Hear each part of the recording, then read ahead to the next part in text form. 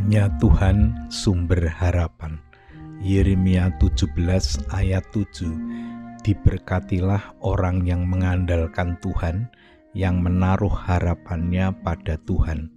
Jemaat yang terkasih, melihat fenomena bintang jatuh sering dianggap sebagai keberuntungan, karena momen ini kerap diyakini dapat mengabulkan harapan.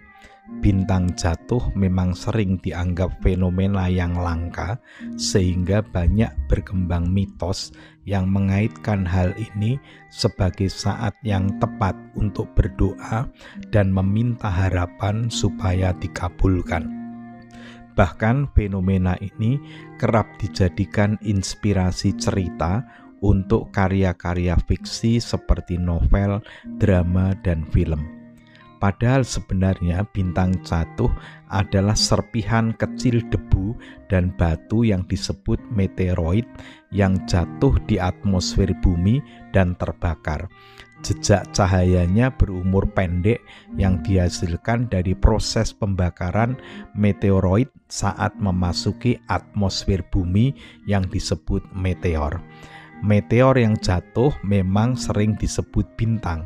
Jika terdapat bagian dari meteoroid yang bertahan atau sisa batuan luar angkasa ini masih ada meski telah terbakar di atmosfer lalu jatuh ke bumi, maka benda itu pun disebut dengan meteoroid. Kompas.com 28 Februari 2023. Jemaat terkasih, sebenarnya kejadian bintang jatuh itu fenomena alam yang biasa saja.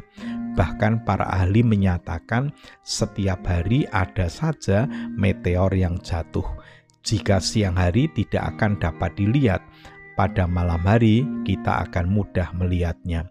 Jadi bintang jatuh itu tidak ada kaitannya dengan nasib manusia atau tidak bisa disebut sebagai kejadian istimewa. Tentu saja kita tidak bisa dan tidak boleh menggantungkan nasib hidup ini dengan fenomena bintang jatuh. Firman Tuhan di dalam Yeremia 17 ayat 7 menegaskan bahwa hanya orang yang mengandalkan Tuhan saja yang akan diberkati. Tuhanlah yang menguasai dan menentukan seluruh kehidupan, termasuk kehidupan manusia. Tuhan yang menciptakan kehidupan, juga yang mengakhiri kehidupan. Dengan keyakinan itulah seharusnya kita hanya percaya dan mempercayakan hidup ini kepada Tuhan. Tidak ada pihak lain yang maha kuasa, hanya Tuhan yang maha kuasa. Maka hanya Tuhan yang layak ditinggikan dan diandalkan. Hanya Tuhan yang menjadi sumber pengharapan kita. Kita memang sudah seharusnya mengagumi fenomena alam yang merupakan ciptaan Tuhan. Namun kita tidak boleh berharap kepada fenomena alam, karena fenomena alam tidak mempunyai kekuasaan. Yang menjadi sumber pengharapan kita hanya kepada Tuhan. Bolehkah kita meneliti atau menafsirkan fenomena alam?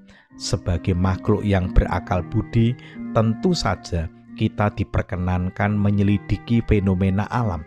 Akan tetapi jangan sampai kemudian kita mendewakan fenomena alam atau merasa diri dapat memahami fenomena alam secara sempurna.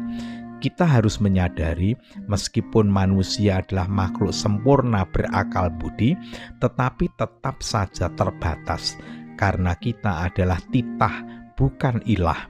Akal budi memang diberikan Tuhan sebagai sarana menjalani dan mengelola kehidupan. Namun tetap saja akal budi kita ada batasnya. Tuhanlah yang maha kuasa. Akal budi kita gunakan dalam kerangka pasrah dan berserah kepada Tuhan.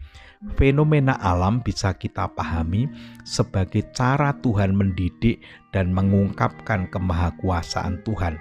Namun tidak boleh kita mempercayai fenomena alam sebagai penentu nasib manusia.